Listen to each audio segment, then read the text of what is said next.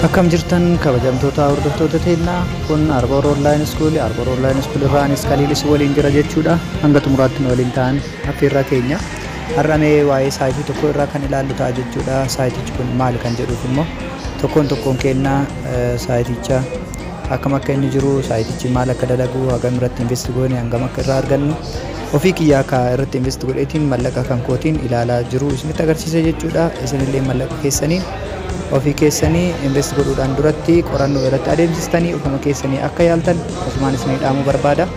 Mee kallattumaan gara saayiticha Viit jedhu kanaa seennu. Egaa saayitichi Viit jedhama. Viit haala kanaan jira jechuudha. Viitiin akkamitti akka hojjennu fi haala kamiin akka hojjennu immoo gabaabsee isinitti agarsiisa jechuudha. Hanga xumuraatti nu hordofaa affeerraa keenya. Egaa Viitiin galmaa'ee jira. Viit sadarkaalee garaagaraa qaba. Sadarkaa VIP 0 VIP 1 jedhee akkasitti $21 16 isinii kenna. Taaftee immoo isin itti guuttate jechuudha. VIP 2 $61 16 isinii kenna. Taaftee isin itti guuttata.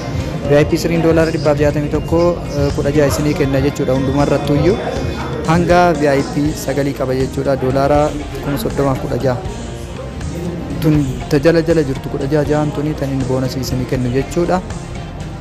Mee amma immoo kallattiidhaan haa ilaallu jechuudha. Nama VIP tokko kana guutuudhaaf deemaa jira. Kallattumaan mee VIP tokko guutuudhaaf maaltu akkana barbaachisu haa ilaallu.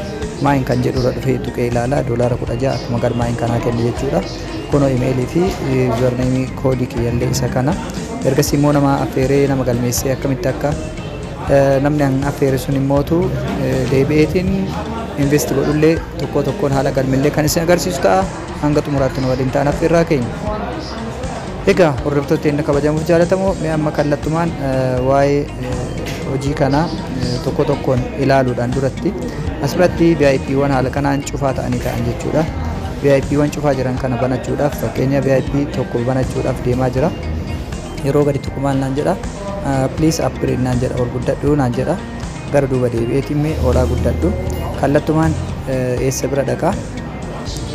Kallattumaan mee VIP kana maayinii biraa dhaqu yookiin immoo maayinii kana bira dhiiftanii riichaarjii tuutu yoo saniin ta'in immootu hoomii irratti deebitanii hoomii kana irratti deebuudhaan riichaarjii ta'etu sana tuqxu jechuudha. Ergasii cuqaastanii booda maal gootanii isii tana kooppii gootu, liinkii kooppii ta'etu tana kooppii gootu. San booda kallattumaan gara Trust Wallet keessanii deemtu jechuudha. Trust Wallet irraa akkamitti akka itti guuttan immoo tokko isaatiin isinitti agarsiisa. Send kan jedhamu tuqxu. USDT TRC20 filattan jechuudha. Dura as keessa seentanii mee USDT TRC20 kana filadhee jira. Send kan jedhu kana filadhee jira. San booda adreesii achi copy jedheen san fidee paste godhee jira jechuudha. As biratti immoo ammauntiin $5 qofa guuttanii $5 san booda continue tuqxu. Erga continue tuqxanii booda haala kanaan search godhee continue irra itti isiniif fufa jechuudhaan eegdu. Egaa confirm kan jedhu dhufee jira jechuudha. $5 irraa dhufuuf deemaa jira. TRX 16 fudhadha jedha garuu 16 hin fudhatu fii ni qaba jechuudha. TRX 16 kan ta'u saantima 95 garuu hanga sin muratu mee walumaan haa ilaallu. Confirm jedhee jira. Password kiyyatti guutee jira. Search godhaa jirti.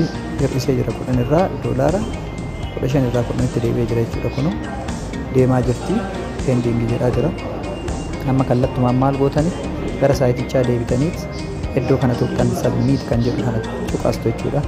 Submit kana akka tuqaastaniin saayitichi yeroo sakandii 15 kana lakkaatee xumuru kallattumaan maal godha taasii qabdan tana 16 tana ol isinii guddisa jechuudha. Gara meeqaatti? Gara 21tti.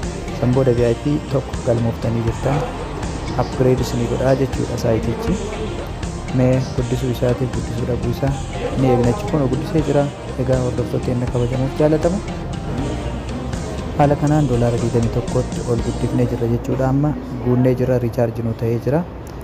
Amma kallattiidhaan maal goona VIP 1 kan jedhu bira deemna jechuudha. VIP 1 kan jedhu bira yeroo deemnu innummaanuu kallattii maal godhe current status jedhee ol nu siqsee jira jechuudha. Kun guyyatti hojii 10 dalagdanii $1.28 argattanii jedhee jira jechuudha. Mee haala ittiin argannu haa ilaallu. Gara home kan jedhutti dhufnee home tuqnaa, shopping tuqnaa. San booda hojiileen isaan asirra jiran kanneen jechuudha. Anallee yeroo jalqabaa kooti hojiilee kana hojjechuudhaaf mee waliin haa ilaallu. Kaa hojicha kana gadi cuqaafna. Isuma tuqnee submit kan jedhu tuqna. payment success jedhee jira. Kana ni tuqna. Submit kan jedhu ni tuqna. Haaluma kanaan hojii kurnan xumurra jechuudha. Egaa hojii xumuraa irratti argamna jechuudha.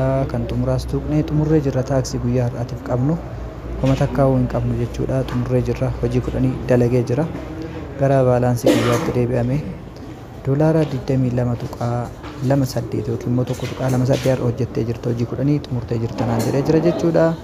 VIP'n tokko doolaara 1.28 hojii 10 irraa VIP 2 doolaara 4.5 hojii 10 irraa haaluma kanaan itti fufa jechuudha. Egaa hordoftootni kabajamuuf jaallatamu haala kanaan hojjennee haala kanaan ittiin jijjiiramuu kan dandeenyu jechuudha. Mee amma akkamitti nama affeerra kan jedhu immoo walumaan haa ilaallu jechuudha.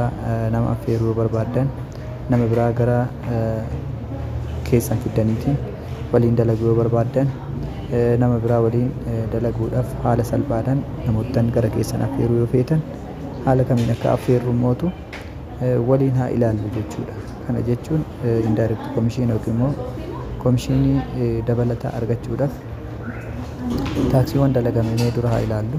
Taaksiiwwan dalagame complete jedha kun as bira dhufee jira jechuudha. Taaksiiwwan complete ta'an xumuraman kan raawwataman isaan kanneen jechuudha. Kun kurnan har'aan dalagee tokko tokko isaanii irraa saantimii 0.128 argadhee jira jechuudha. Egaa haala kanaan jechuudha saayiticha kanarratti dalagneetiin saayiticha kanarratti haala salphaan mallaqa argachuu kan dandeenyu. Egaa nama hoo akkamitti affeerraa nama gara saayitii kanaa fiduudhaaf akkamitti dandeenya kan jedhuuf immoo isinitti kan agarsiisu ta'a jechuudha. Haaluma salphaadhaan appilikeeshinicha daawunlood godhachuu barbaadan as bira tuqxanii haala kanaan isinii dhufa daawunlood godhatan jechuudha. Waan hin barbaanneef kaansel jedhaani. Kanaafuu maayinii keessatti immoo fandiin hin jira loogaawut fandiin detail transaction withdraw PA recharge inni kun personal informationidha. Personal information kana gadi tuquudhaan maal gootanii as biratti waa'ee keessantu jira jechuudha. Kun guutumaan guututti kanaaf haaluma salphaadhaan loogiin paasword kan paaswordeedha detail jedha. Isa qofaan dursee kan isin agarsiisuu qabu withdrawal kana withdraw godhuudhaaf submit ta'etu tana ni tuqna. Add withdrawal method kan jedhu tuqna jechuudha. USDT dha TRC20 dha. As biratti immoo adreesii galchitan jechuudha. Mee'an adreesii kiyya Binance irraa fidee haa galchu. Binance irraa adreesii depositii Tron koppii godhee jira fidee asitti peesteedhaan jechuudha. Kunoo galchee jira. As biratti immoo transaction password galchinaan jedha.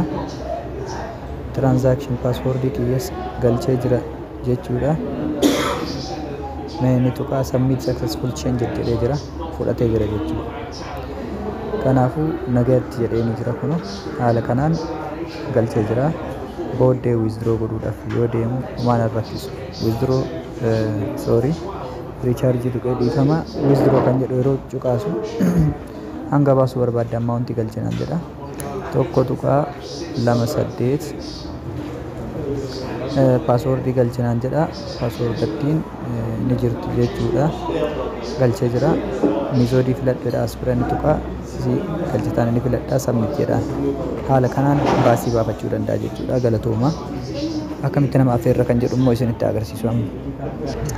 Egaa tiim kan jedhu kana kallattiin ni tuqnaa. Tiim akka tuqneen kun as biratti kooppii tan jettu tana tuquu qofaan isin kooppii tana tuquudhaan kooppii successful jedha. Deemee nama affeerra jechuudha. Mee nama affeeree nama galmeessee isinitti agarsiisu amma kallattumaan gara telegiraamaatti deema jechuudha.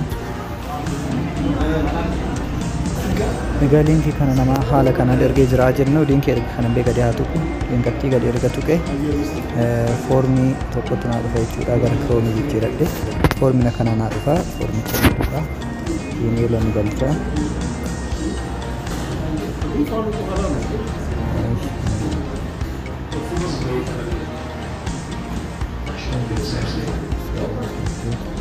Paaswordii itti barreessa jechuudha amma. Egaa haala kanaan egaa paaswordii barreessee xumuree booda asitti immoo transaction paaswordii illee dijiitii 6 qofa barreessitan kunniin 8 illee gochuu dandeettu. Kaan immoo dijiitii 6 qofa fakkeenya 1 2 3 4 5 jedhuu dandeessu asitti. Kun immoo koodii kiyya kan jalqaba itti reefee deposit godheessan jechuudha.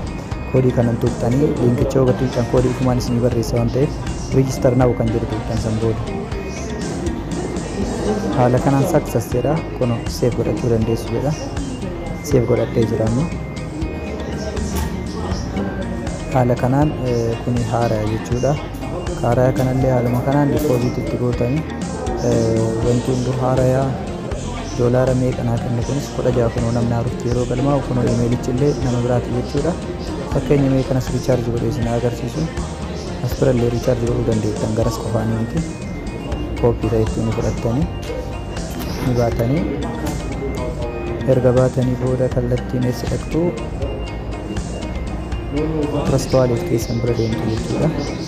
Trust Wallet keessan bira deemuudhaan teezarii filattu doolaara 5 ni filattu adreesii achi kooppii gootan paste jettuuni as biraan dhuftu doolaara 5 jettuuni kontiinuu jettanii kontiinuu erga tuqxanii booda konfirmii tuqxu konfirmii erga tuqaasanii booda piinii keessan ni guuttu kallattumaan doolaara 5 itti deebisa jechuudha. Isinirraa dhise doolaara qabdan ending irra jira as biraan dhuftu saayiticha irra ni deebitu submit kan jedhu nutti tuqaastu sakandii 15 lakkaaya ofumaan gara saayitii isin deebisa jechuudha.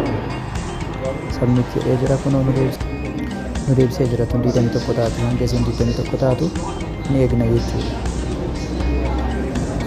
Egaa kunillee doolaara 21 ta'ee jira amma taaksii daleegna jechuudha. Kallattumaan hoom bira dhaqne hoom irra dhaqne booda oloofnaa filannoowwan inni nuu bana filannoowwan inni nuu bane shooppii jalqabaa kana shooppii irra dhaqna ordera kana inni tuqna akkuma kan duraatti jechuudha. Submit jennaani egaa haaluma kanaan taaksiiwwan hunda isaanii dalagnee xumurre taaksii 10 erga raawwannee booda maal goona kallattumaan gara maayin deemna jechuudha. Maayin jechuun as bira maayin tana ni tuqna 22.28 jedha jechuudha.